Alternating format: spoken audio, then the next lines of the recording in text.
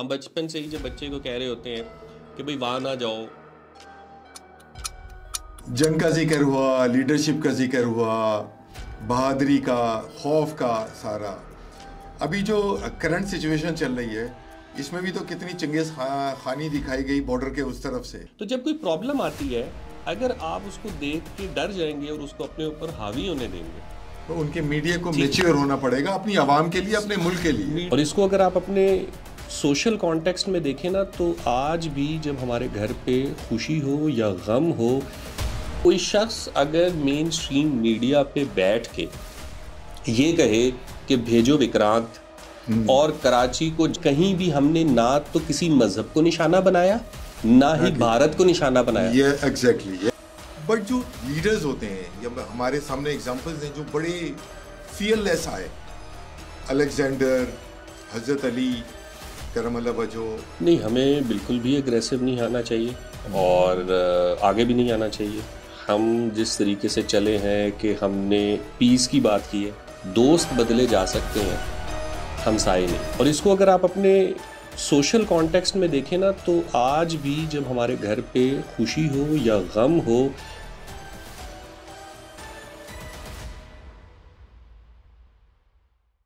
अस्सलाम वालेकुम। खुर्रम कामरान के पॉट से हाजिर खिदमत हैं।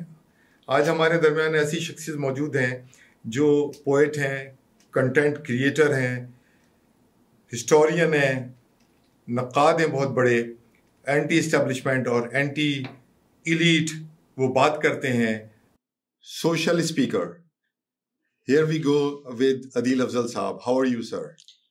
अस्सलाम वालेकुम जी, मैं बिल्कुल ठीक हूँ और काफ़ी भारी इंट्रो है, इतना सब कुछ नहीं करता मैं।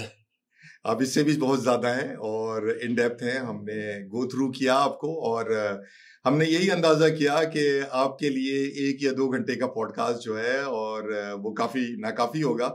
इसीलिए हमने सोचा है कि हम इसको पार्ट 1 का नाम देते हैं। उम्मीद है हमारा पॉडकास्ट आपको अच्छा लगेगा। बाद में अपने व्यूज़ आप ज़रूर दीजिएगा। नॉर्मली तो हम अपने व्यूअर्स से लेते हैं लेकिन आपसे ज़रूर लेंगे क्योंकि आपकी पर्सनैलिटी ऐसी है और जिसको हमने थॉरली स्टडी किया हमारी टीम ने, और हमें बहुत अच्छा लगा कि आजकल के ज़माने में इतने इन डेप्थ अदीब, पोएट, राइटर्स मौजूद हैं। तो आजकल आपकी क्या मसरूफियात हैं उसके बारे में ज़रा हमें एक्सप्लेन करें प्लीज़। आजकल तो फ़िलहाल तो दरस व तदरीस का सिलसिला चल रहा है। मैं कॉलेज में पढ़ा रहा हूँ और वहाँ पे स्टूडेंट्स को राइटिंग सिखा रहा हूँ और इसके अलावा ड्रामा राइटिंग चल रही है।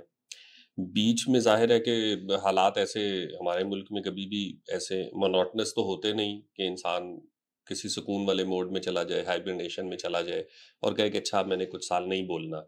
तो ये तो होता नहीं है। आपको हर दूसरे तीसरे दिन कोई ना कोई ऐसी बात ज़रूर देखने सुनने को मिल जाती है कि फिर तबीयत में बेचैनी आ जाती है कि यार इस पे कुछ राय होनी चाहिए, इस पे कोई बात होनी चाहिए। सो साथ साथ फिर ये है कि ऑन एंड ऑफ अपना कंटेंट बनाता रहता हूँ। तो बुनियादी तौर पे आर्ट से ही जुड़ा हुआ हूँ बहुत सालों से और कहीं ना कहीं डिफरेंट मीडियम्स को अप्लाई करता रहता हूँ। और ड्रामाज वगैरह में कितनी इंगेजमेंट रहती है? ड्रामास में एज सच इतनी नहीं है, उसकी राइटिंग की हद तक तो है। एक्टिंग जो है उसमें हमारे अनफॉर्चुनेटली मसला ये है कि एक्टर को पैसे देने में तो कोई मसला नहीं होता, लेकिन एक्टर को बुलाने में, उसको ठहराने में बड़ा खर्चा आ जाता है। जी।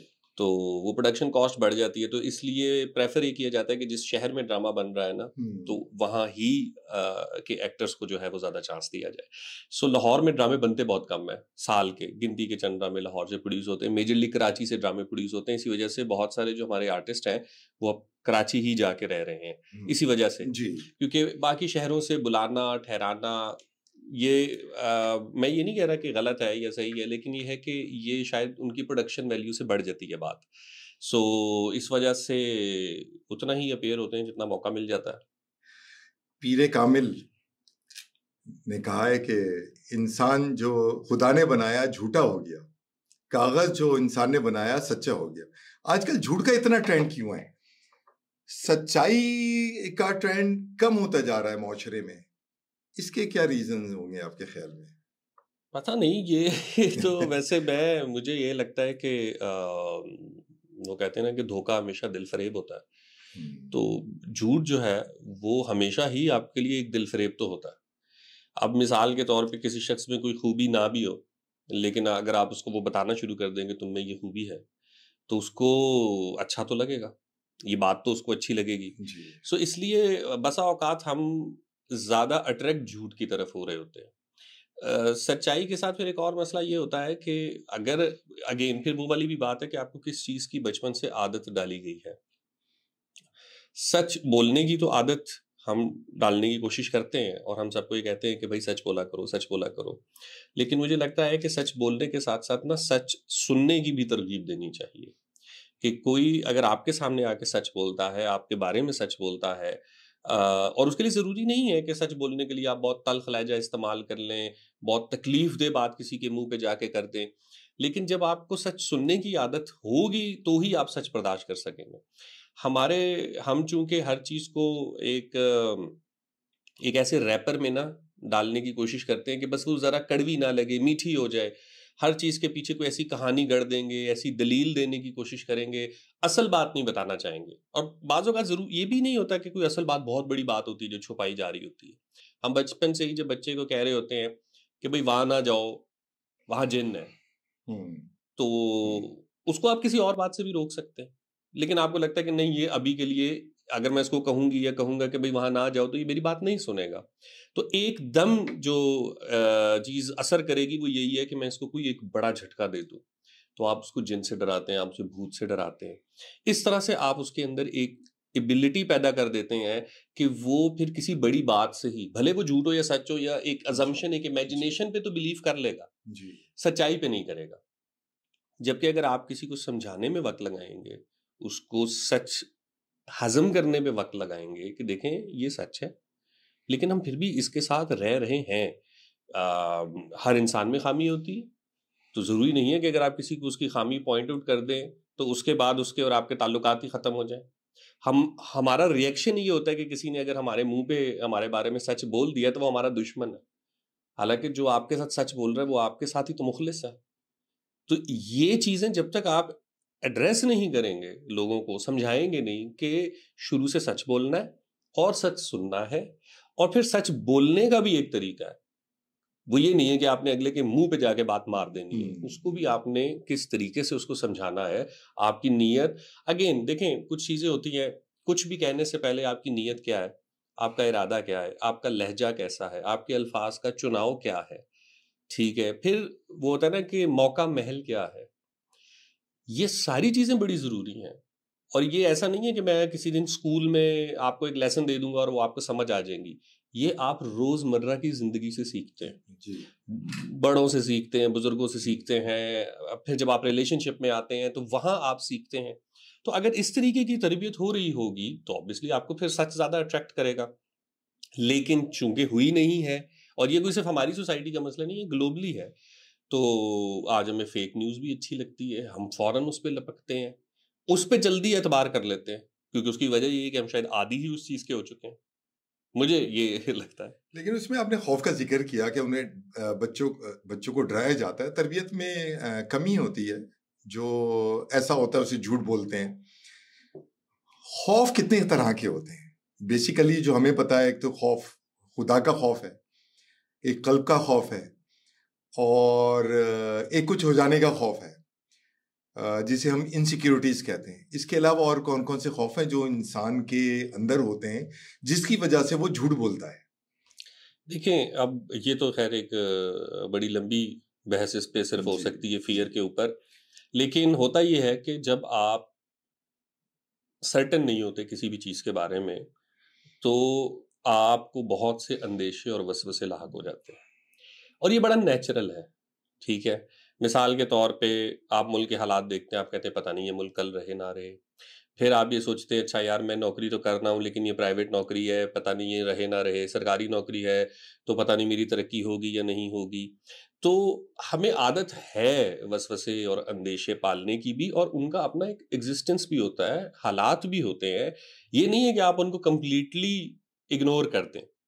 लेकिन मुसलसल अंदेशों में या मुसलसल खौफ में रहने से होता ये है, मैं एक ना डॉक्टर साहब को सुना था, मैं खुद एक्सपर्ट नहीं हूँ लेकिन मैंने ये सुना था, उन्होंने कहा कि जब आप किसी बच्चे को बचपन में डराते हो ना, तो जैसे ही आप उसको डांटते हो तो उसकी बॉडी फौरन से शुगर बनाना शुरू कर देती है, वो एक सर्वाइवल मोड पे चली जाती है। और जब वो सर्वाइवल मोड पे चली जाती है, जब वो खतरा महसूस करती है, तो वो फौरन शुगर बनाना शुरू कर देती है। और अगर कोई मुसलसल इस सिचुएशन में रहेगा तो उसका ब्रेन ग्रो नहीं करेगा। अब एनर्जी जो है वो बेसिकली पहुंचानी होती है दिमाग को, तो ये बच्चे पे भी अप्लाई हो सकती है, ये बड़े पे भी अप्लाई हो सकती है कि अगर कोई मुसलसल खौफ में रहेगा, वो खौफ कुछ भी हो सकता है। वो ताल्लुक के टूटने का खौफ हो सकता है, वो रोजगार के छिन जाने का खौफ हो सकता है, वो जान के जाने चले जाने का खौफ हो सकता है, वो आगे मरने के बाद क्या होगा उस चीज का खौफ हो सकता है। कोई भी खौफ अगर इतना तारी हो जाए कि वो आपको काम काज से ही रोक दे, आपकी ग्रोथ रोक दे, ये ज्यादा बड़ा अलमिया है। रियलिटीज अपनी जगह रहती हैं, रैशनल हो के इंसान यही सोचता है कि हाँ भाई मैं भी इसी दुनिया में रह रहा हूँ, मुल्क नहीं रहेगा तो जो होगा देखा जाएगा, नौकरी नहीं रहेगी तो जिसने पहले दी थी वो बाद में भी दे देगा, ठीक है ना, ताल्लुक टूट गया है तो पहले भी बना था आगे भी बन जाएगा। हम फ्यूचर के बारे में ना ज्यादातर खौफ के आलम में ही रहना पसंद करते हैं। मतलब वो होता है ना कि यार आप किसी को उम्मीद ना दिलाओ, ठीक है, क्योंकि फिर उम्मीद टूट जाती है तो दुखी होता है इंसान। देखिए उम्मीद के साथ एक और चीज है जिसको कहते हैं स्ट्रगल। आप ख्वाब जरूर देखें, लेकिन उन ख्वाबों को पूरा करने के लिए आप किसी चमत्कार का, किसी मोजे का इंतजार भी कर लें, वो कोई मसला नहीं है, लेकिन उस इंतजार के साथ आप निकलें भी तो सही ना, रास्ता भी तो बनाए ना। तो वो अगर आप रास्ता नहीं बना रहे, आप खुद से स्ट्रगल ही नहीं कर रहे, हो सकता है कि आपकी झोली में आके भी गिर जाए, ऐसा भी होता है दुनिया में, लेकिन वो 1 in a million ही होगा। तो इसलिए बेटर ये होता है कि एक थ्योरी ये भी है ना कि देखें जितने भी आपके प्रॉब्लम्स होती हैं ना आपकी लाइफ में, वो बेसिकली आके समहाउ आपके डिफेंस मैकेनिज्म को हिट करती है।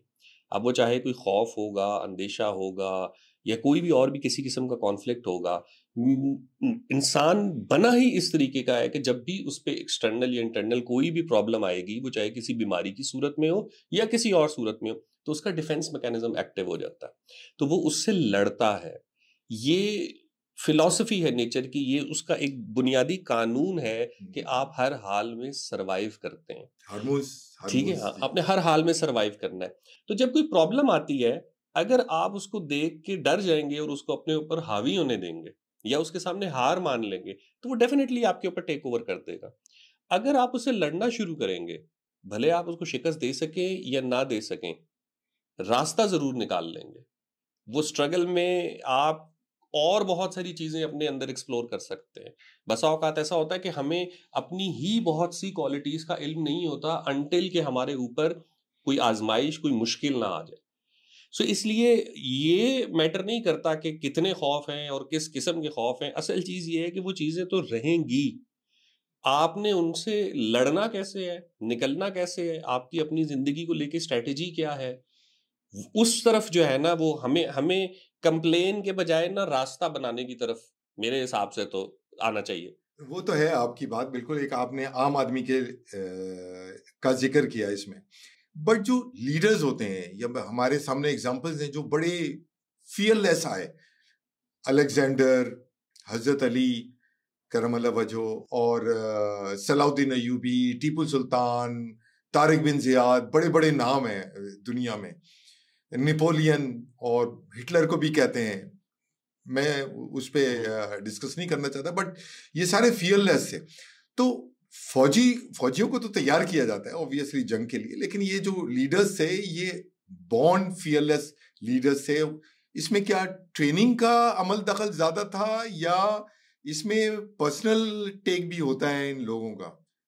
देखिए, इस आपको कोई चीज फियरलेस कैसे बनाएगी, वो आपको कॉन्फिडेंस कैसे आएगा आपके डिसीजन से। अगर आप विजनरी हैं, और अगेन उसमें जब हम अलेक्जेंडर की बात करते हैं तो हम ये भूल जाते हैं कि वो एक ऐसी सोसाइटी से था जहाँ पे प्लेटो, सोक्रेटिस और एरिस्टोटल जैसे बड़े बड़े फिलोसोफर्स थे, जिसमें से प्रॉब्ली एरिस्टोटल तो खैर उसका उस्ताद भी था। इसी तरीके से आपने और भी जितने नाम गिनवाए हैं, जब हम उस बैकग्राउंड में जाएंगे कि वो आ कहाँ से रहे थे, उनकी सोसाइटी में उनकी तरबियत किस तरीके से हुई थी, तो वो आपको एक सर्टेन विजन मिलता है। फिर उस विजन के मुताबिक जितने आप फैसले लेते जाते हैं और वो फैसले दुरुस्त होते जाते हैं, तो आपका कॉन्फिडेंस भी बढ़ जाता है और आप फियरलेस होते जाते हैं, आपको लगता है कि आप ठीक हैं। यहीं पे इंसान की एक ये आजमाइश भी है कि जितना लीडर बड़ा होगा उसकी रिस्पॉन्सिबिलिटी भी उतनी ही बढ़ जाएगी। एक फैसला जो उसने अगर 18 साल की उम्र में लिया है, हो सकता है कि 40 साल की उम्र तक पहुंचते पहुंचते वो फियरलेस तो उतना ही हो, लेकिन वो रिस्पॉन्सिबल बहुत ज्यादा हो गया होगा। यस। फिर यस। एक और चीज जो कही जाती है कि जो हीरो टाइप लीडर्स होते हैं ना, जिनको सोसाइटी में एज ए हीरो देखा जा रहा होता है, उनका ये डायलेमा होता है कि वो कभी भी अपनी जो शोहरत है और जो उनका स्टैचर या क्रिज्मा अवाम में है, वो कभी भी उसको नीचे नहीं आने देना चाहते, और अक्सर औकात वो इस चक्कर में कौमों को डबो देते हैं। जैसे एक आपने मिसाल दी हिटलर की, तो वो यही था कि आपने अपने आप को इतना बड़ा, अपना कद अपनी जहन में भी इमेजिन करना शुरू कर दिया, लोगों के जहनों में भी वो कद बना दिया कि अब आपको ये फियर नहीं है कि दुश्मन आपके साथ क्या करेगा, आपको ये फियर है कि अगर मैं इनकी नजरों में गिर गया तो क्या होगा।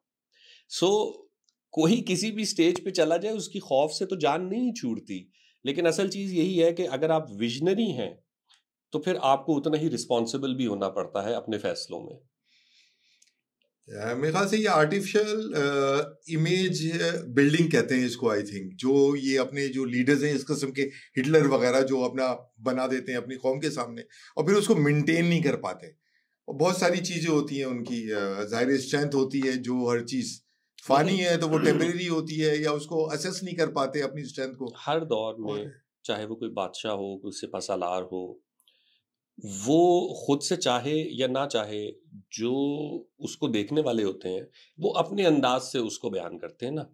जब एक शायर किसी सिपहसालार को देखेगा और उसकी दिलेरी को देखेगा, तो वो हो सकता है कि उतना दिलेर ना हो, लेकिन जो उसने उस पर कसीदा लिखा होगा वो उसका एक और ही तस्वुर बिल्ड करेगा। अब मैंने उस सिपहसालार को जंग में लड़ते हुए नहीं देखा, मैंने उसको एक शायर की गजल या कसीदे से जाना है, तो मैंने अपने जहन में उसका अपना ही एक तस्वुर तख्लीक किया है ना। वो मेरी नजर में किसी और तरीके से लड़ता है, हो सकता है वो मैदान जंग में बिल्कुल और तरीके से लड़ता हो। तो किसी भी जो पर्सनालिटी को आप देखेंगे ना कि जिसने कोई नाम बनाया है, उसमें उसका अपना किरदार तो ऑब्वियसली रहा है, उसने डेफिनेटली ग्राउंड पे काम किया है, लेकिन उसके साथ उसको एक्सप्लेन कौन कर रहे हैं, वो लोग बहुत मैटर करते हैं। फिर जैसे जैसे वक्त गुजरता जाता है तो थ्योरियां आती जाती हैं, ठीक है, हर जमाने के बाद एक आप दोबारा से उस चीज को पढ़ते हो, फिर आप उसको रिवाइज करते हो, फिर आप उसको एक नए अंदाज से लिखते हो, एक नए अंदाज से पेश करते हो। तो ये चीज जो है कि कौन किसका स्ट्रेचर क्या है, ये इसको समझने के दो तरीके हो सकते हैं। एक ये है कि आपने किसी भी हीरो के बारे में पढ़ना है तो आप उस दौर के लिटरेचर को पढ़ें, उस दौर की रियलिटी को समझें, हालात को समझें, लैंग्वेज को समझें, कल्चर को समझें, ठीक है, हाँ, ये सारी चीजें आप जाके समझें, तो फिर आपको समझ आएगा कि अच्छा ये शख्स ऐसा है। या फिर जो बाद में आने वाले लिखते आए हैं आप उसको पढ़ें। अब इसमें ना गो के हमें बुरी लगेगी, लेकिन चंगेज खान के बारे में एक चीज कही जाती है कि चंगेज खान सिर्फ इसलिए दुनिया भर में जालिम देखा जाता है क्योंकि उसकी हिस्ट्री उससे हारने वालों ने लिखी है। किसी मंगोलियन की हिस्ट्री हमारे पास मौजूद नहीं है। अगर किसी मंगोलियन की हिस्ट्री होती तो उसके लिए तो वो हीरो ही था, उसके लिए तो वो बादशाह ही था। अगर चंगेज खान का ताल्लुक ईरान से, अरब से, रोम से या यूनान से होता तो वो उसको उसी तरीके से बयान करते, पेश किया जाता, उसको बिल्कुल उसी तरीके से पेश किया जाता कि वो एक दलेर आदमी था। क्योंकि जुल्म तो तकरीबन उस दौर में जितनी भी जंगें होती थी, चलें हम मान लेते हैं कि वो थोड़े ज्यादा जालिम होंगे, लेकिन जुल्म तकरीबन एक ही जैसा हुआ करता था। चंगेज खान तकरीबन सारी दुनिया में जालिम कंसीडर होता है क्योंकि उसने जिस जिस को हराया है उसने उसकी तारीख लिखी है। और हारने वाला कभी भी जिससे वो हारा होता है ना, उसको वो दलेर नहीं लिखता, उसको वो जालिम ही लिखता है, और हीरो नहीं लिखता, उसको वो हीरो तो बिल्कुल भी नहीं लिखेगा, सिवाय हमारे खित्ते के यहाँ पे कुछ मसाइल हैं। यहाँ पे हम जिनसे हारे होते हैं हम अक्सर उनको भी हीरो बना लेते हैं। लेकिन वही वाली बात है कि जब आपने किसी को पढ़ना है तो आप उस दौर की हिस्ट्री पढ़ें, बाद में क्या क्रिटिक हुई है वो पढ़ें, और फिर एक जनरल एक कंपैरेटिव एनालिसिस भी होता है। इसके अलावा भी कई चीज़ें हैं कि जैसे क्रिटिकल थिंकिंग आपने अप्लाई करनी है किसी भी वाक्य के ऊपर। मिसाल के तौर पे एक बार मैं एक तारीख से रिलेटेड वाकया पढ़ रहा था, तो उसमें था कि जी वो फला जंग हुई तो उसमें 1 लाख की फौज आ गई और उस 3 लाख की फौज आ गई, और वो जो 3 लाख की फौज थी उसके सामने इतने थोड़े लोग थे और ऐसे लश्कर था और ये था और वो था। अच्छा, अब जब अब जो मौर्रिख था जिसने उसके ऊपर तनकीद की हुई थी, उसने कहा देखें ये जो वाकया है, जो 3 लाख की फौज ये बता रहा है, ये जो मुल्क ये बता रहे हैं, ये जो बादशाह ये बता रहे हैं, इससे 10 गुना बड़ा मुल्क था ईरान, और वो 1,000 साल बाद जब जंग में उतरे तो वो 90,000 से बड़ी फौज नहीं ला सके, तो इतना पहले 3 लाख की फौज कैसे मैदान में उतर सकती है। सो फिर आपको डिफरेंट डिफरेंट तरीके से जब आप पढ़ना शुरू करेंगे ना, तो आप एक्चुअली एक ट्रू इमेज की तरफ जाएंगे। वो आइडियलिज्म से भी हमें थोड़ा सा, ये जो आपने शुरू में सवाल किया था ना कि खौफ से रिलेटेड भी, कि और सच्चाई और खौफ का भी ये ताल्लुक है कि हमारे जहनों में जो हमने बुत बचपन से बनाए होते हैं, वो चाहे हमारी पसंदीदा शख्सियात के मुतल्लिक हो, या हमें जो विरसे में मिले हुए नज़रियात हैं उनके मुतल्लिक हो, या जिस समाज में हम रहते हैं, जिन लोगों में जिन रिश्तों से हम बंधे होते हैं उनके मुतल्लिक हो, वो बुत टूटने का बड़ा डर होता है। हमें लगता है यार अगर ये बुत टूट गया तो फिर हम कैसे आगे चलेंगे, फिर ये ताल्लुक नहीं रहेगा, फिर शायद मैं जिस शख्सियत को पसंद करता हूँ मैं उसको पसंद नहीं कर पाऊंगा, जिस नज़रिए पे मैं अमल पैरा हूँ मैं उस नज़रिए पे नहीं रहूंगा। पर उसमें फिर ये भी सोचना चाहिए कि इस खौफ से क्या आप सच्चाई की तलाश नहीं करेंगे? सच्चाई की तलाश तो एक इंसान का बुनियादी सफर है ना, उस तरफ तो उसने जाना ही जाना है। तो सच की तलाश होनी चाहिए, उसमें ये खौफ ये अंदेशे आते रहेंगे, लेकिन जैसे जैसे मेच्योरिटी आएगी ना तो बुत भी टूट जाएगा, और आपको फिर वो वाली तकलीफ नहीं होगी जो शुरू में होगी। शुरू में जाहिर है कि इब्तिदा में इंसान बना ही ऐसा है कि जब भी उसको कोई नई बात पता चलती तो वो रेजिस्ट करता है। अक्सर लोग मुझसे भी पूछते हैं कि जी आप ये इसको भी जो है ना वो क्रिटिसाइज कर देते हैं, उसको भी क्रिटिसाइज कर देते हैं, तो फिर ठीक कौन है? तो मैं उनसे हमेशा ये कहता हूँ कि भाई किसी एक तरफ एक साइड का हो के रहना जरूरी क्यों है? आप फैक्ट्स के साथ रहें। बिल्कुल आप कहें मुझे जहां से अच्छी बात पता चल रही है और जो कोई जिस लम्हे हक पे है आप उसका साथ दे दें। उसके लिए साइड लेना जरूरी नहीं है कि नहीं मैंने अगर एक साइड चूज कर ली है, अब शुरू में जैसे आपने मेरे इंट्रो में भी कहा एंटी एस्टेब्लिशमेंट, या ये मेरा एक मिथ है। अक्सर लोग कहते हैं आप फौज के क्यों खिलाफ हो, मैंने कहा मैं इदारे के खिलाफ नहीं हूँ, पॉलिसीज के खिलाफ हूँ, सिस्टम के। ठीक है, अगर एक पॉलिसी जो मेरे हक में नहीं जा रही या मुझे लगता है कि मुल्क के लिए ठीक नहीं है, लोगों के लिए ठीक नहीं है, तो मैं बहैसियत शहरी बिल्कुल एक हक रखता हूँ, मैं उसके ऊपर अपनी राय दूंगा। इसका कतन ये मतलब नहीं है कि मैं बहैसियत मजमूई उस इदारे के एग्जिस्टेंस के ही खिलाफ हो गया।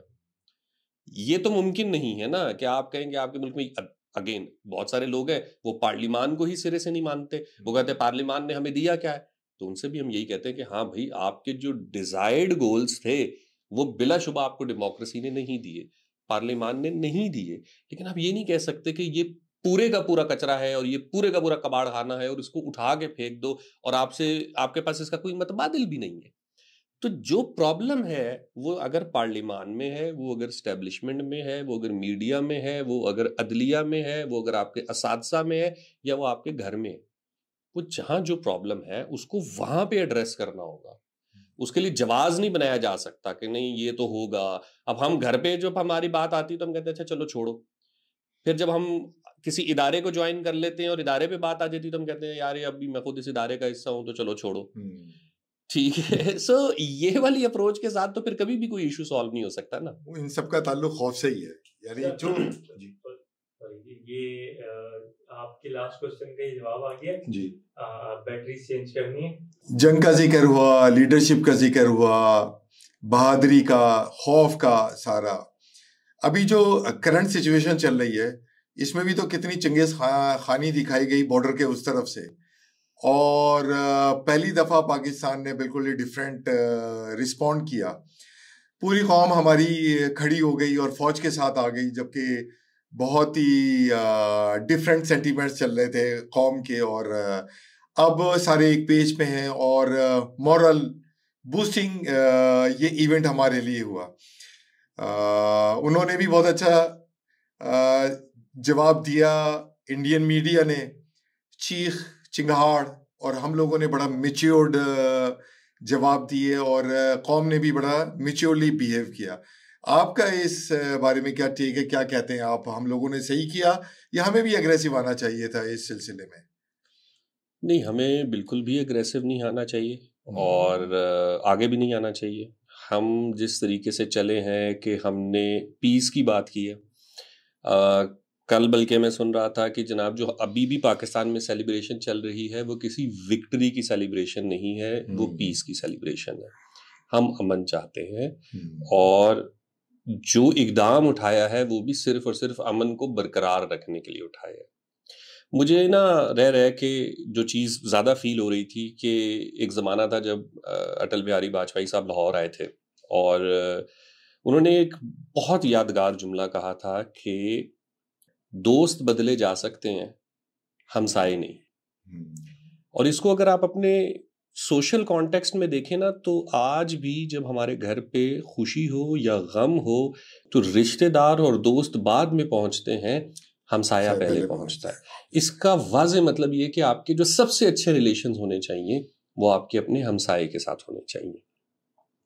अनफॉर्चुनेटली पाकिस्तान और इंडिया के दरमियान में अप्स एंड डाउन आते रहते हैं। कभी अच्छा वक्त आ जाता है, कभी बुरा वक्त आ जाता है, कभी अमन की आशा चल जाती है, कभी फनकार आने जाने लग जाते हैं, क्रिकेट के मैचेस होने लग जाते हैं, फिर कोई सानहा कोई वाकया रूनुमा हो जाता है और उसके बाद सब कुछ खत्म हो जाता है, डिरेल हो जाता है। बार बार जो दोस्ती, जो ताल्लुक बनाने की कोशिश की जाती है वो हमेशा डिरेल हो जाता है और इसका नुकसान खित्ते के 2 अरब लोगों को हो रहा है।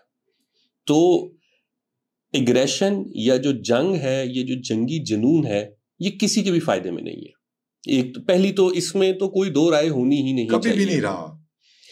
जो बहुत अनफॉर्चुनेट था ना, जिस भारत को हम एडमायर किया करते थे, मैं कतन उसके भले उसकी हमारे साथ जंग हुई है अभी, लेकिन मैं फिर भी यही कहूंगा कि जिस भारत को हम एडमायर करते थे वो गुलजार का भारत है, वो विशाल भारद्वाज का भारत है, वो AR रहमान का भारत है। इतने कलाकार हैं वहां पे, इतने सहाफी हैं वहां पे, जिनको यहाँ पर लोग, अब उस तरह मैं ये नहीं कहना चाहता, लेकिन एक शदीद एहतराम और अकीदत की निगाह से देखते हैं, इंक्लूडिंग मी। हमने हमेशा देखा था कि हमें बल्कि ये एहसास हुआ करता था आज से 15-20 साल पहले कि बहुत सारी जगहों पे पाकिस्तान अपना केस या अपना नैरेटिव सही से नहीं रख पाता और अक्सर औकात पाकिस्तान की तरफ से कोई ना कोई कोताही, कमी भी रही होती है। इंडिया बहुत पॉजिटिव आता था हमेशा, इंडिया की अप्रोच बहुत अच्छी थी, इंडिया की डिप्लोमेसी बहुत अच्छी थी, लेकिन इस दफा अनफॉर्चुनेटली ऐसा लगता है कि जैसे पूरे का पूरा इंडिया ही हाईजैक हो गया है। वो तमाम सोचें, वो तमाम आवाजें जो अमन की बात किया करती थी, प्रोग्रेशन की बात किया करती थी, दोस्ती की बात किया करती थी, और जो दूसरे का गिरेबान पकड़ने के बजाय अपने गिरेबान में झांकने की बात किया करती थी, जो दूसरे पे उंगली उठाने के बजाय पहले खुद से सवाल करने की बात किया करती थी, वो कहीं गुम हो गई। एग्रेशन आ गया। एग्रेशन से ज्यादा मैं समझूंगा कि बहुत ही ये भारत के साथ ट्रेजेडी है कि उसके मेन स्ट्रीम मीडिया पे अर्नब गोस्वामी, मेजर गौरव और बख्शी जैसे लोग मौजूद हैं और डोमिनेट कर रहे थे। ये उनके लिए बहुत बड़ी ट्रेजेडी है। ये देखें, कोई शख्स अगर मेन स्ट्रीम मीडिया पे बैठ के ये कहे कि भेजो विक्रांत और कराची को जला के राख कर दो, मजा आ जाएगा। कराची 2 करोड़ की आबादी का शहर है भाई। पाकिस्तान का कोई इलाका, कोई शहर ऐसा नहीं है जहां से लोग कराची रोजगार के लिए ना जाते हो। हमारे यहाँ कहा जाता है कराची गरीब की माँ है। क्यों कहा जाता है? क्योंकि हर शख्स जिसको कहीं रोजगार नहीं मिल रहा होता ना, वो भी बोरिया बिस्तर उठाता है और वो कराची चला जाता है कि भाई मैं 4 पैसे कमा लूंगा। कराची की पाकिस्तान में हमारे लिए ये हैसियत है। वहां 2 करोड़ इंसान रहते हैं, वो 2 करोड़ दहशतगर्द नहीं है, वो 2 करोड़ लोग आप पे अटैक नहीं करना चाहते, वो 2 करोड़ आपकी तबाही के ख्वाब नहीं देखते। उन 2 करोड़ लोगों में से कोई एक आवाज ऐसी नहीं उठी जिसने कहा हो कि बंबई को जला के राख कर दो। तो ऐसी बात अगर मेन स्ट्रीम मीडिया पे आ रही है तो मुझे बजाते खुद ही फील होता है कि 1.5 अरब जो भारतीय हैं वो इस सोच के नहीं है।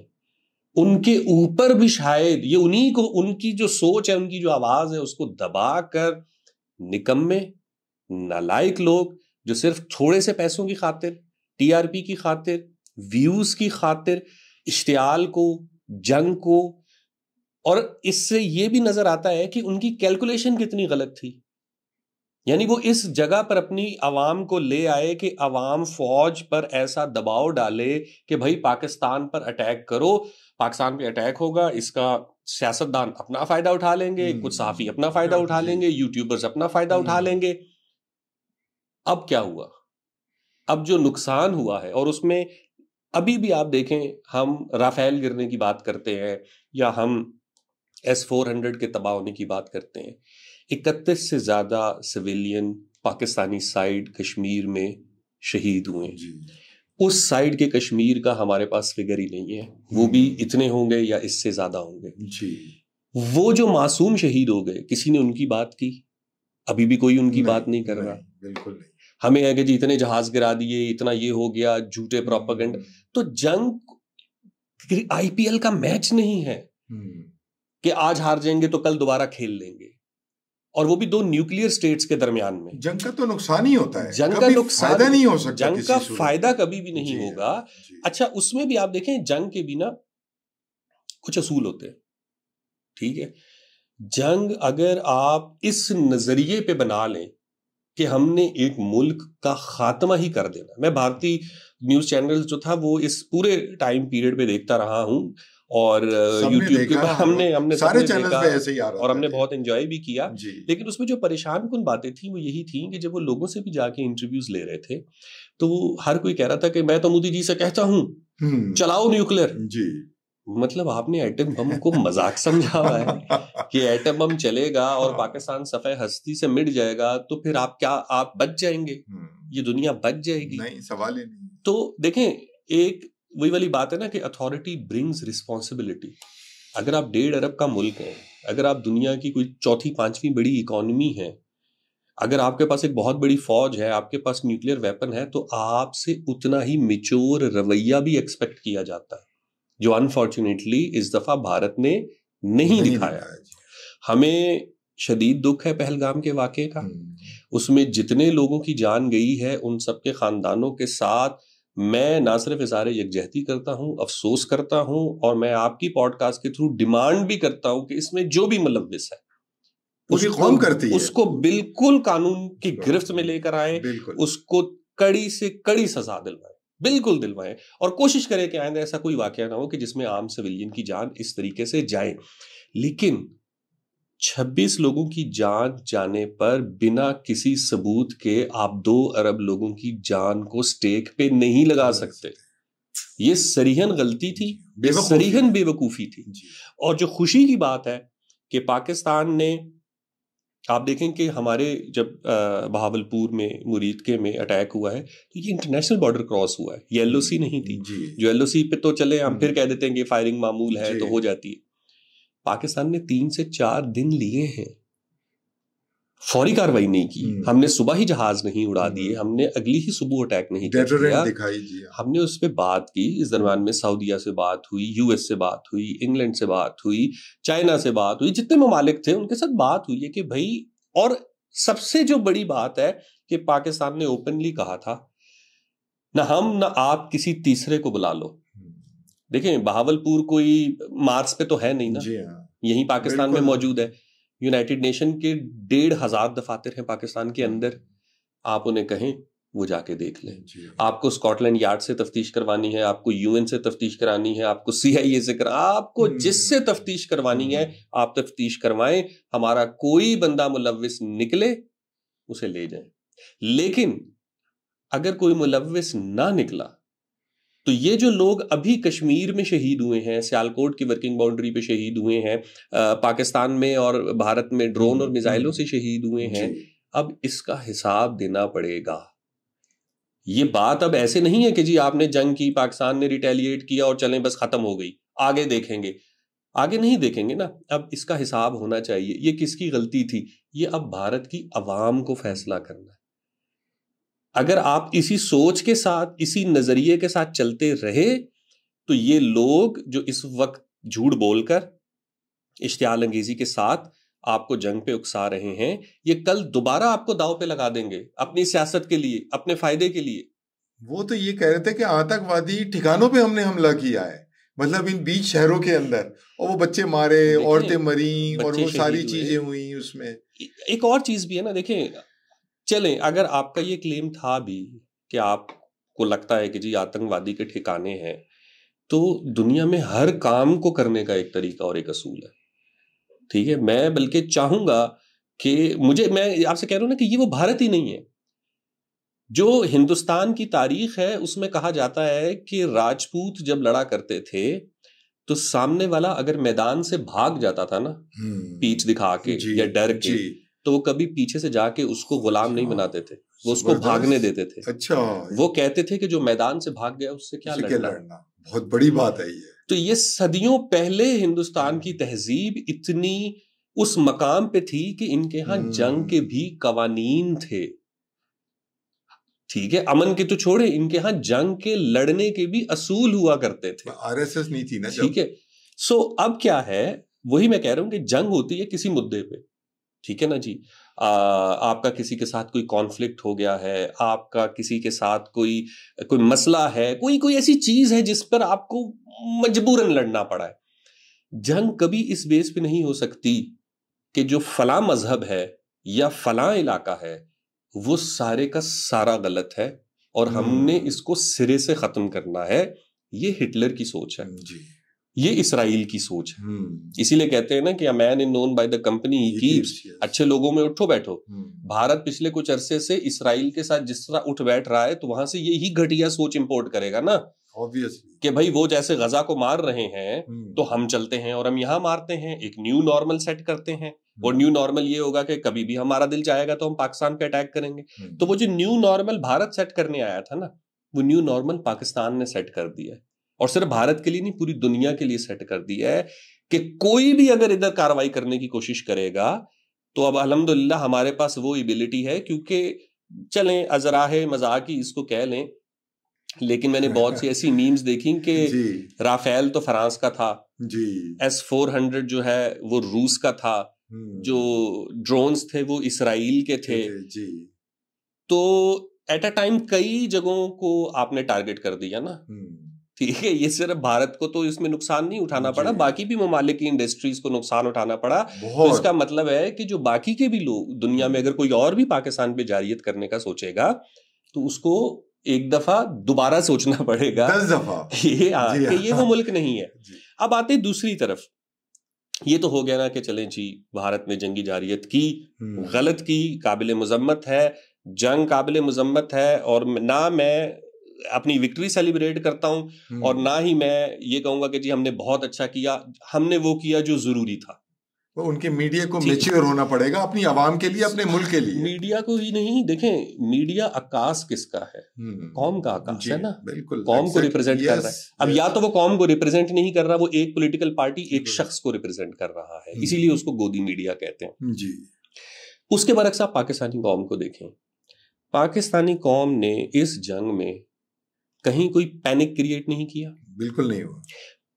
पहले दिन जब भारत ने स्ट्राइक की थी ना, तो भारतीय मीडिया पे खबरें चल रही थी कि पेट्रोल पंपों पे रश बढ़ गया है, ग्रोसरी स्टोर्स पे लोगों के फड्डे हो रहे हैं। पाकिस्तान में किसी एक जगह एक वाकया रिपोर्ट नहीं हुआ। आखिरी दिन तक हमारी दुकानें खुली हुई थी।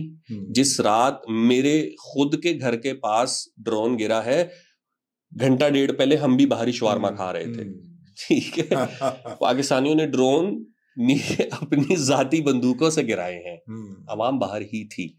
हमने मीम्स बनाई, लेकिन हमारी मीम्स में कहीं भी हमने ना तो किसी मजहब को निशाना बनाया, ना ही भारत को निशाना बनाया। ये एग्जैक्टली हमने सेल्फ क्रिटिक की। कराची का जैसे हमने कराची की बात की कि तुम क्या कराची को तबाह करोगे, उसको तो पीपल्स पार्टी तबाह कर चुकी है। तुम्हारे जहाज आएंगे तो तारों में फंस जाएंगे, तुम्हारे टैंक आएंगे तो यूनिवर्सिटी रोड से मत आना, वो सारी, क्योंकि यूनिवर्सिटी रोड जो लोग कराची के उन्हें पता 4-5 साल से टूटी हुई है। ये तुम्हारी फौज आए तो मोबाइल संभाल कर आए, जरा फौज आए तो मोबाइल संभाल के रखे। तो हम क्रिटिक भी खुद पे कर रहे थे, मजाक भी खुद का उड़ा रहे थे कि तुम हमसे क्या लड़ोगे, हमारे तो हालात पहले ही कोई अच्छे नहीं चल रहे। एंजॉय कर रहे थे, हम एंजॉय कर रहे थे। या यही कहिए कि ये भी एक ना, चूंकि हम पिछले 20-25 साल से लड़ रहे हैं, हालत जंग में, हम हालत जंग में हैं। वहां जो बैठे हुए लोग हैं ना, माजरत के साथ, गुजरात में, यूपी में, महाराष्ट्र में, बिहार में, उन्होंने शायद जंग देखी नहीं है, और शायद पिछली कई सदियों में नहीं देखी है। जंग देखी है पंजाब ने, कश्मीर ने, केपीके ने, बलूचिस्तान ने, हमने जंग देखी है, ठीक है ना। यहाँ बम फट रहे, शहरों में बम फट रहे होते हैं, शहरों में बम फट रहे हैं, मिडिल ऑफ द सिटी। देखिए जी, हमारी मसाजिद, हमारी इमाम बारगाहें, हमारे मज़ार, हमारे तालीमी इदारे, हमारे बाजार, हमारी मिलिट्री जो इंस्टॉलेशंस हैं, कहाँ नहीं अटैक। लेकिन इनका सिरा तो जाके वहीं निकलता है ना, सारे सिरे वहीं हैं उनके। देखिए जो भी है ना, जो भी है, जैसे भी है, हम एक 20-25 साल की लड़ाई लड़ते हुए आ रहे हैं। हम आसाबी तौर पे वहां मौजूद ही नहीं है जहां भारत है। हम बहुत आसाबी तौर पे मजबूत कौम है। पहली तो बात यह कि हालात के एतबार से हम तक पहुंच ही नहीं सकता, ठीक है। दूसरी बात यह है कि हमें इन नुकसानात का भी अंदाजा है कि ये कितनी बुरी चीज है, इसीलिए हमारी तरफ से अग्रेशन पहले भी नहीं हुआ, और बाद में भी लोगों ने, देखे ना, हम में से किसी ने ये नहीं कहा कि यार तुम आज 4 घंटे की कार्रवाई करके आए हो तो सीज फायर क्यों कर रहे हो, फिर जाके मार आओ। और क्या, अगर इतनी कामयाब थे, भारत को खत्म करके आ जाओ। किसी ने नहीं कहा एटम बम मार दो, हम में से किसी ने नहीं कहा। ना हमारी सियासतदानों ने कहा, ना हमारी मीडिया पे बैठे हुए सहाफियों ने कहा, ना सोशल मीडिया के ऊपर जो हमारे डिजिटल वॉरियर्स हैं, ना उन्होंने कहा, और ना आम आवाम ने कहा। सबने कहा ठीक है, उसने एक जारियत दिखाई थी, हमने उसका जवाब दे दिया, अब अमन कर लो। ये हमारी कौम की मैच्योरिटी है। और फौज के साथ ठीक है, खड़े रहे। देखिए, हम फौज के साथ बिल्कुल खड़े हैं, लेकिन हमें ये नहीं भूलना चाहिए कि पिछले कुछ सालों से हम अपने फौज के एक सख्त तरीन नाकिद भी हैं, और ये बुरी बात बिल्कुल नहीं होती। हमारी ही फौज है, हमारी ही फौज है, और वो हमें जवाबदेह भी है। इसमें कोई मुजायका नहीं है। क्यों? क्योंकि देखें, अगर फौज, मेरे हिसाब से फौज इस मुल्क का एक इदारा है, जैसे पार्लिमान है, जैसे स्टील मिल है, जैसे पोस्टल है, जैसे सहाफी है, जैसे बाकी सारे इदारे हैं।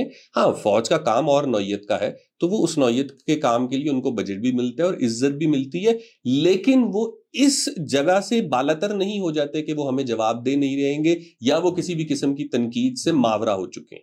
पाकिस्तान में फौज पे तनकीद होती है, फौज उसका जवाब भी देती है।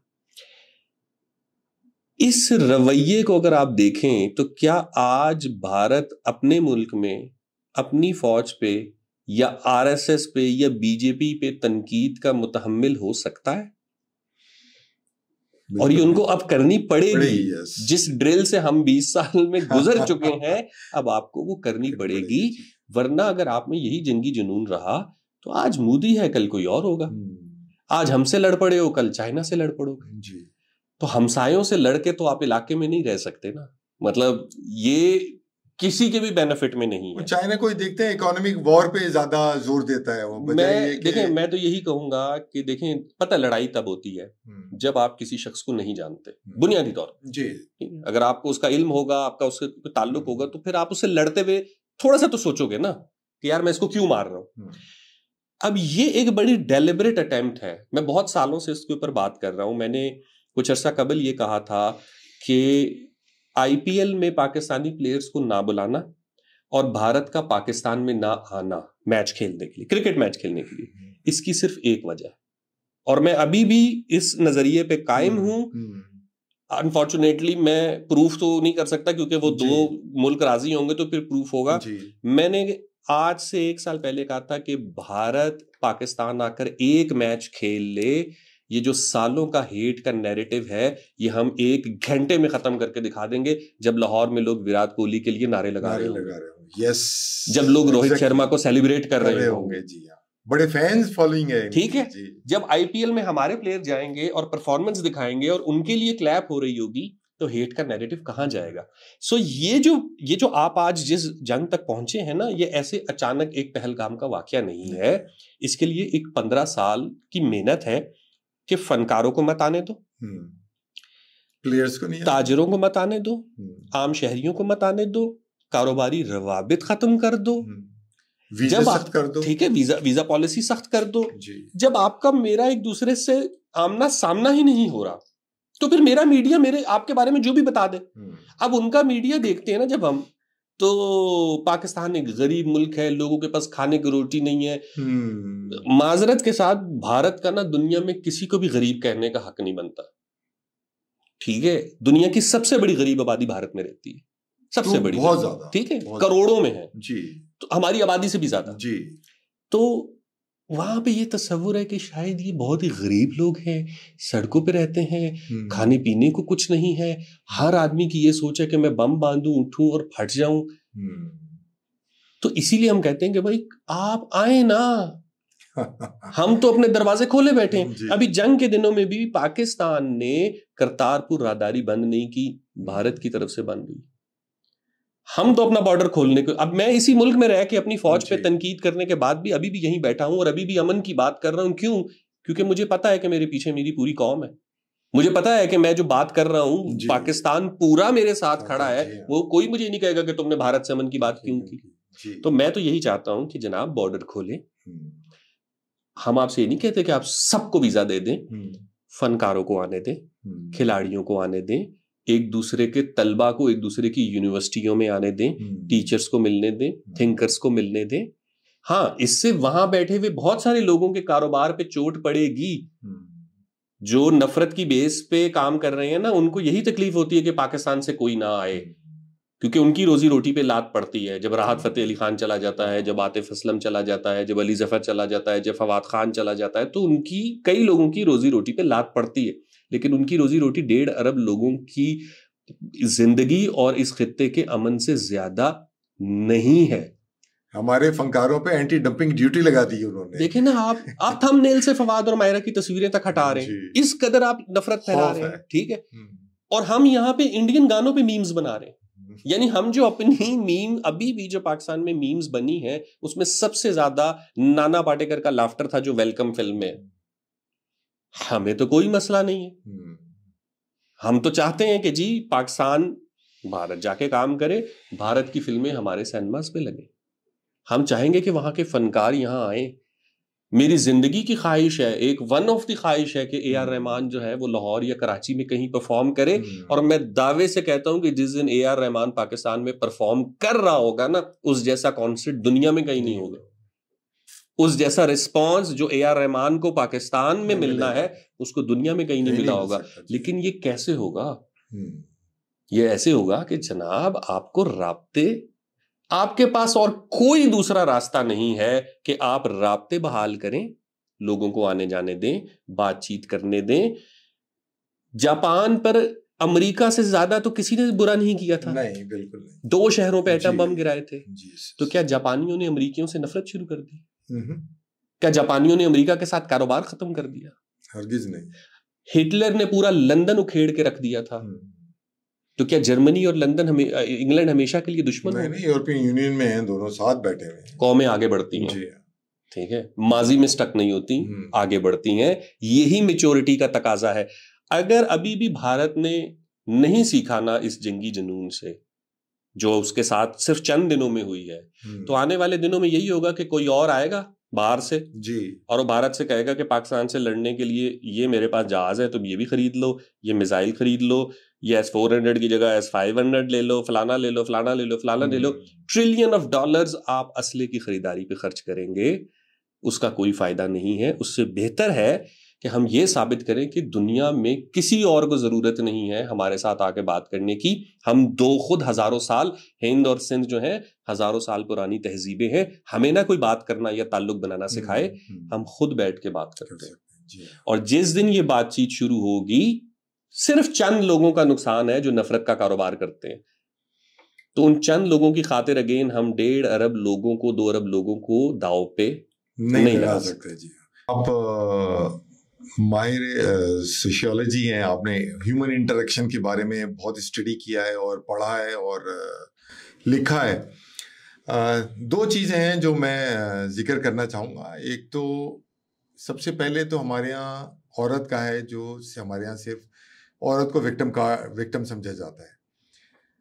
वो शायद इसीलिए कि उसके जो रिसोर्सेज हैं वो लिमिटेड हैं, या वो अपने प्यार का इजहार नहीं कर सकती, या कोई और रीजन है। जबकि हमारा यहाँ तो मर्द भी मजलूम है और उसका जिक्र नहीं किया जाता। वो बचपन में उसको भी हैरेस किया जाता है, उसके साथ भी सेक्सुअल हैरेसमेंट होती है। उसके बाद जब बड़ा होता है तो उसका बाप उसको हैरेस करता है, उसके ऑफिस में उसको हैरेस किया जाता है, रोड पे जाता है अगर जहाँ कराची जैसे शहर में मोबाइल स्नैचर्स उसे हैरेस करते हैं, खौफज़दा होता है, उसके ऊपर टेंशन होती है। इन सारी चीज़ों के बावजूद सिर्फ औरत को क्यों विक्टिम समझा जाता है? तो ये मैंने देखा है डॉक्टर नबी अली ख़ान जो वकालत करती है मर्दों की, तो उसकी वजह से वो बहुत पॉपुलर भी हैं, और लेकिन और किसी ने आवाज़ नहीं उठाई या बैलेंस क्रिएट नहीं किया। और इसी से रिलेटेड मेरा दूसरा सवाल है कि इंसान जो है वो एक्टर नहीं है क्या? बाप के सामने जाता है तो वो उसका कैरेक्टर, उसकी एक्टिंग डिफरेंट होती है, बीवी के पास जाता है डिफरेंट होती है, महबूबा के पास जाता है वो डिफरेंट बिहेव करता है, बच्चों के से डिफरेंट बिहेव करता है। जो हमारी बात झूठ से शुरू हुई थी, तो एक्टिंग करना ये झूठ है या ये एक रोल है, या उसको हमारे माशरे में ऐसे ही रहना पड़ता है? इसमें देखें, जो पहली बात है कि सिर्फ औरत को ही विक्टिम बना के पेश किया जाता है, जबकि बहुत सारे मसाइल का सामना मर्द को भी है। तो इसमें पहली तो बात यह है कि मर्द को किसी ने रोका है अपनी बात करने से? नहीं रोका, करे, ठीक है। वो ये नहीं कह सकता कि यार मेरे साथ भी जुल्म हो रहा है तो तुम भी ना बोलो, ठीक है। दूसरी बात यह है कि जिसके साथ जुल्म हुआ है उसको हक है बात करने का, और जिसने जुल्म किया है उस पे उंगली उठाई जाएगी। समाज में हजारों साल से इख्तियार किसके हाथ में है? वो मर्द के हाथ में है। पॉलिसीज कौन बनाता है? वो मर्द बनाता है। फाइनेंशियली कौन घर चलाता है? वो मर्द चलाता है। घर पे किसके फैसले चलते हैं? वो मर्द के चलते हैं। तो बहुत सारी चीज़ों में अगर सारा कंट्रोल आपने, यानी मर्द की ज़ात ने अपने हाथ में लिया है और वो पावर औरत के साथ शेयर करने को तैयार नहीं है, तो इल्ज़ाम भी उसी पे आएगा तमाम बुराइयों का। वो इससे बरी ज़िम्मा नहीं हो सकता कि नहीं मेरे साथ भी तो होता है। तो अगर तुम्हारे साथ होता है तो जो गलत है वो गलत है। अब देखें, जैसे बहुत सारे लोगों को ये बात बुरी लगती है कि वो औरतों ने एक नारा लगाया ना कि मेरा जिस्म मेरी मर्जी, तो उसके ऊपर बहुत आरा आई कि ये गलत है, ये ऐसे है, ये वैसे है, और ये बेहयाई है। देखें, एक सीधी सी बात है, मैं आपसे कहता हूँ आप मरने के बाद अपने ऑर्गन्स किसी को डोनेट कर दें, ये फैसला कौन करेगा? आप करेंगे ना, ऑब्वियसली। क्यों करेंगे? क्योंकि आपका जिस्म है, आपकी मर्जी है। जी जी, ठीक है। मैंने ये बाल क्यों रखे हुए हैं? क्योंकि मुझे ऐसे अच्छे लगते हैं ना। तो मैं कैसे दिखना चाहता हूँ, मैं कैसे बनना चाहता हूँ, और फिर मैं किस तरीके से अपनी लाइफ को लेके चलना चाहता हूँ, ये इख्तियार मेरे पास होना चाहिए। हाँ, आप कहते हैं कि जी हमारा माशरा बेहयाई और ये और मशरकी रवायात, तो देखिए मैं इसी दुनिया में रह रहा हूँ। मुझे अगर मेरे जिस्म पर इख्तियार मिल जाएगा तो इसका मतलब ये थोड़ी है कि मैं बिल्कुल तमाम हदें पार कर लूँगा। मैं इसी माशरे में रहता हूँ, मुझे यहाँ की सोशल नॉर्म्स का भी पता है, मुझे यहाँ की हिस्ट्री भी पता है। सो औरत जब अपने हक के लिए बोलती है, उसमें मर्द के लिए एक बहुत बड़ी गाइडलाइन है, एक बहुत बड़ा मौका है कि वो उससे रहनुमाई लेके अपने लिए भी बात करे। अगर औरत ये कहती है कि मुझे मर्जी से शादी का हक होना चाहिए, तो मर्द को भी चाहिए कि वो बोले हाँ मुझे भी मर्जी से शादी का हक होना चाहिए। अगर औरत ये कहती है कि मुझे तलाक का हक होना चाहिए, तो मर्द को भी चाहिए कि वो ये बोले कि हाँ अगर मैं किसी के साथ नहीं रह पा रहा तो मैं जोर जबरदस्ती का ताल्लुक नहीं चलाऊंगा, मुझे भी उससे निकलने का हक होना चाहिए। ये जो मसाइल है ना, इनको जेंडर की बेस पे देखना ही सबसे ज्यादा नुकसानदेह है कि जब आप इसको मर्द और औरत की डिबेट बना लेते हैं। ये मर्द और औरत की डिबेट नहीं है। अगर आप किसी से फ्रीडम ऑफ स्पीच छीन लेंगे, वो चाहे औरत हो चाहे मर्द हो, तो ये उसके साथ जुल्म है। जब आप किसी से उसकी जिंदगी में कैरियर, उसकी शादी, उसके कपड़े, हर चीज के फैसले का इख्तियार छीन लेंगे, तो वो ये जुल्म है। वो चाहे मर्द के साथ हो चाहे औरत के साथ। माशरे में बिगाड़ पैदा होती है। माशरे में बिगाड़ औरत के साथ ज्यादा होता है। और उसमें सबसे बड़ा डायलेमा ये है कि जो औरत अपने हक के लिए बोलना चाहती है, तो हम उसे भी शट अप कॉल देके कहते हैं तुम्हारे हक में हम बोलेंगे। लेकिन जिसको, अगेन वही वाली बात है, जिसको जुल्म का सामना होता है ना, हक उसी का है कि वो बोले। और फिर एक और चीज जो मैंने, एक बार मुझे मौका मिला जामिया दिल्ली के एक स्टूडेंट का इंटरव्यू करने का। तो मैं उसका जब इंटरव्यू कर रहा था तो मैंने कहा आप तो निकले थे हकूक के लिए, अपने कुछ सिटीजन एक्ट उस वक्त भारत में चल रहा था। तो मैंने उससे सवाल किया कि आप तो निकले थे कि भाई सिटीजन एक्ट के खिलाफ, लेकिन आपके जलसे में लोगों ने आज़ादी के नारे भी लगाए, तो क्यों लगाए? ये तो बिल्कुल एक अलग चीज़ है। तो उसने इतना खूबसूरत जवाब दिया। मुझे यही अफसोस होता है कि हमने किस भारत को देखा है और अब हम किस भारत को देख रहे हैं। उसने कहा देखें, जब एक यूनिवर्सिटी के अंदर स्टूडेंट्स एहतजाज के लिए निकलते हैं ना, तो किसी को मसला होता है कि मेस का खाना अच्छा नहीं है, किसी को मसला होता है कि ग्राउंड की घास अच्छी नहीं है, किसी को मसला होता है कि कमरे के पंखे नहीं चल रहे। तो जिसका जो मसला है उसने वही एहतजाज करना है ना। एग्जैक्टली ठीक है। उसने कहा हम निकले थे सिटीजन एक्ट के खिलाफ, कुछ निकले उनको आज़ादी चाहिए। अब आप उनसे पूछिए उनको किस चीज़ से आज़ादी चाहिए। हो सकता है वो कह रहे हो हमें जुल्म से आज़ादी चाहिए, हमें पेट्रियार्की से आज़ादी चाहिए। आज़ादी का मतलब ये थोड़ी है कि मैं इस रियासत को तोड़ के एक नई रियासत बनाना चाहता हूँ। आज़ादी का मतलब यही है कि जो जुल्म मेरे साथ चल रहा है मुझे उससे आज़ादी चाहिए। ये तो हो गया एक पहला, ये कि जिसका जो मसला है उसको बात करने दी जाए। ठीक है। अगर आपको मसला महसूस होता है तो आप अपने हक के लिए बोले, आप औरत की आवाज़ बंद ना करें। दूसरी बात आपने की कि हम एक्टिंग करते हैं, ठीक है। ये बड़ा अनफॉर्चुनेट है कि देखें, कुछ चीज़ें होती हैं जो हमें ये समझनी चाहिए कि हाँ, हमारा जो रोल है ना, as father, as mother, as son, as officer, as a citizen, उसकी कुछ रिक्वायरमेंट्स हैं, ठीक है। वो रिक्वायरमेंट्स पूरी करना ज़रूरी है। उसके लिए एक अलग इंसान होना ज़रूरी नहीं है। हम अनफॉर्चुनेटली क्या करते हैं कि कई डिफरेंट किस्म की जिंदगियां जीते हैं। हम दोस्तों में आते हैं तो बिल्कुल और तरीके के लोग होते हैं, हम घर जाते हैं तो बिल्कुल और तरीके के डिफरेंट होते हैं। यस, अच्छा, इसमें कोई मुजायका नहीं है। हाँ, मैं दोस्तों में जाता हूं तो मैं ज्यादा हंसता खेलता हूं, उनके साथ एंजॉय करता हूं। जरूरी नहीं है कि मैं जो बातें दोस्तों के साथ कर रहा हूं मैं घर जाके भी करूं। लेकिन इतना कॉन्ट्रोडिक्टरी भी नहीं हो सकता कि मैं दोस्तों के साथ बैठ के फुल एक तफरी के मंसूबे बना रहा हूं, अयाशी के वो चल रहे हों, और मैं घर जाते ही फौरन कहूं कि नहीं जी हम तो एक इस्लामी जमहूरिया पाकिस्तान में रहते हैं। ये तजाद है, ये शख्सियत का तजाद है। तो होता क्या है कि हम इतने, एक तो होता है ना डुअल पर्सनैलिटी, यहाँ डुअल भी नहीं, यहाँ एक पूरी मल्टीवर्स चल रही है जी। एक हमारे अपने अंदर एक पूरी कि हम ना सिचुएशन के हिसाब से बदल जाते हैं। ऐसा पानी बन गए, जिस बर्तन में डालो उसका रूप इख्तियार कर लेते हैं। ये बात ना रूहानी तौर पे अच्छी लगती है कि हमारा कोई रूप नहीं है, हम जिस बर्तन में गए उसका रूप धार लिया। ये स्पिरिचुअल कॉन्टेक्स्ट में तो अच्छी लगती है, लेकिन अगर इसको आप दुनियावी मामलात पे अप्लाई करना शुरू कर दें कि आप कहीं पे कुछ हैं कहीं पे कुछ हैं, तो इसको फिर कहीं मुनाफिकत के उसमें देखा जाता है, क्योंकि फिर आप दिल से कोई काम नहीं कर रहे ना। यानी मैं अगर मिसाल के तौर पे दोस्तों में जाऊं और मैं देखूं कि अच्छा यार मेरे सारे दोस्त जो हैं उनको शोर शराबे का शौक है, मेरी शख्सियत नहीं है, लेकिन मैं उनके साथ हो जाऊं जस्ट उनकी खुशनुदी के लिए, तो मैं उनको खुश कर रहा हूं।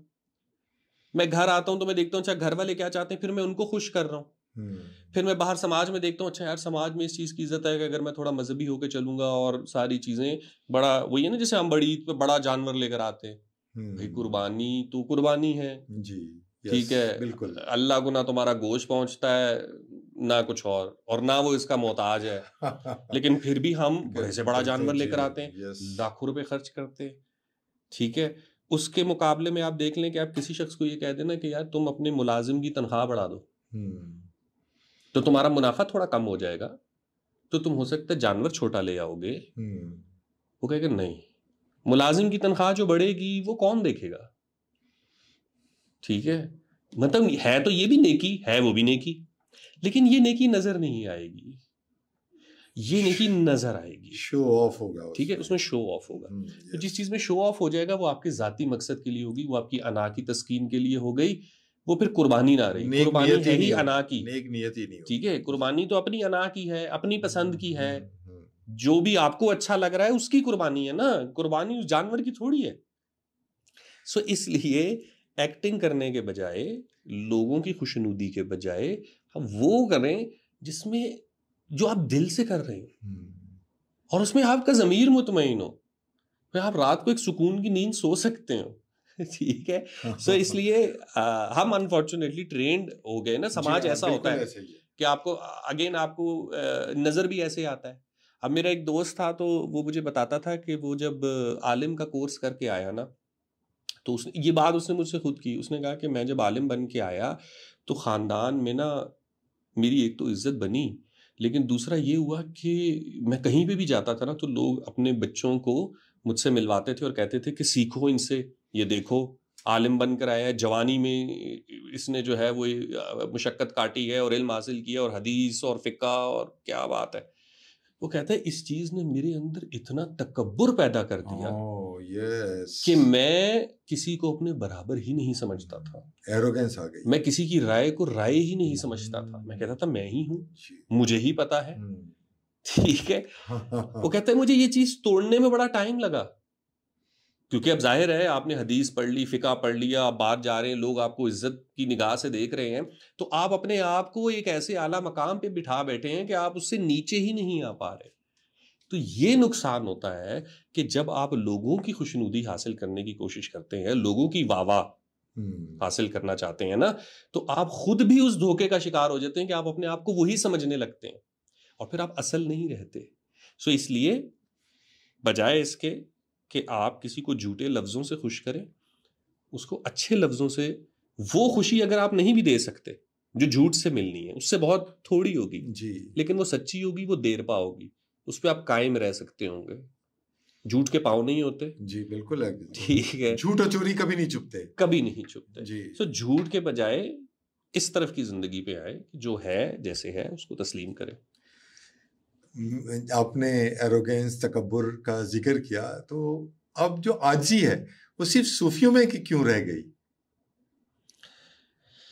आजी तो हाँ, वो हमने असल में हर चीज को ना डब्बे में बंद करके ना वो रख दिया हुआ है कि ये तो उनकी क्वालिटी है, ये तो उनकी क्वालिटी है, ये उनकी, ये बेसिक क्वालिटी है। हम्बल होना चाहिए इंसान। आजी को अब गुलामी का रंग दे दिया गया है कि अगर जो ज्यादा आजीज है वो उतनी गुलामी कर रहा है, ऑफिस में, घर में, दोस्तों के अंदर, देखिए उसमें फिर और उसको कमतर समझा जाता है। अनफॉर्चुनेटली होता ये है कि अगर आप किसी के सामने आजिज़ी का मुजाहरा करते हैं ना, तो वो शख्स आप इसको आपकी कमज़ोरी समझ के ना आपको दबाता है और ये हक समझता है अपना, कि जैसे मिसाल के तौर पे किसी ने किसी के साथ तमीज़ से बात की ना, तो उसको लगेगा कि शायद वो मोहतरम है, उसको ये नहीं लगेगा कि अगले की तरबियत अच्छी हुई है, वो इसलिए तमीज़ से बात कर रहा है, उसको लगेगा नहीं मैं काबिल एहतराम हूँ, ये इसलिए तमीज़ से बात कर रहा है और अब मेरा हक है कि ये हमेशा मुझसे तमीज़ से ही बात करेगा।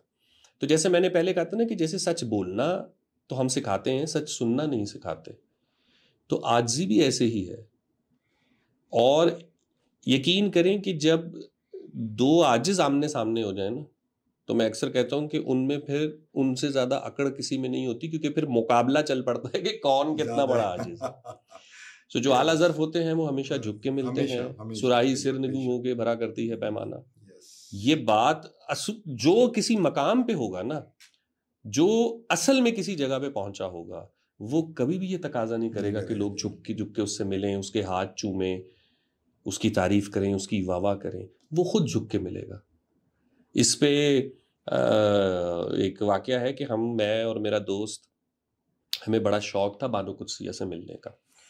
तो हम बानो कुदसिया जी से मिलने ना, हम कोयटा से आए और हमने किसी तरह उनके घर का नंबर लिया, घर पे कॉल की, उन्होंने कहा मिलने के लिए आ जाए। तो मैं और मेरा दोस्त जब बानो कुदसिया के घर गए, तो पहला जो हमें शौक लगा और हमें बड़ा दुख हुआ कि वो इतनी बीमार थी कि दो खवातीन उनको सहारा दे के लेके आई हमसे मिलने के लिए। हम उनके मद्दाह हैं, हमें उनसे कोई काम भी नहीं है। तो हमें बड़ा वो हुआ कि हमने उनको इस बीमारी में इतनी जहमत दी है। 10 या 15 मिनट हम उनके पास बैठे होंगे, उसमें हमारी कुछ गुफ्तगू हुई, क्योंकि हम आए भी कोयटा से, तो हम बहुत, हमारे अंदर ना एक आरजू तमन्ना थी उनको मिलने की। जब हम निकलने लगे तो जो मेरे साथ मेरा दोस्त था वो पश्तून था, तो उसने ना बानो कुदसिया जी के हाथ पकड़े, ऐसे इजाज़त लेके उन्होंने कहा हम पश्तून हैं और हम में बुजुर्गों के हाथ चूमते हैं जी, तो आपकी इजाज़त हो तो मैं आपके हाथ चूमना चाहता हूँ। तो उसने बानो कुदसिया जी के हाथ चूमे।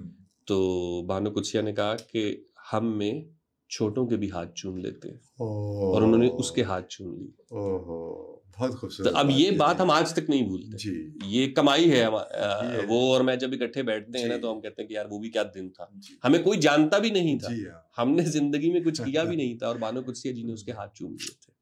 तो जो आला ज़र्फ होगा ना, वो हमेशा झुक के मिलेगा। बहुत बहुत शुक्रिया, बहुत मजा आया आपसे बात करने का। बट हमारे जो सवालात थे उनका 75% अभी बैलेंस है।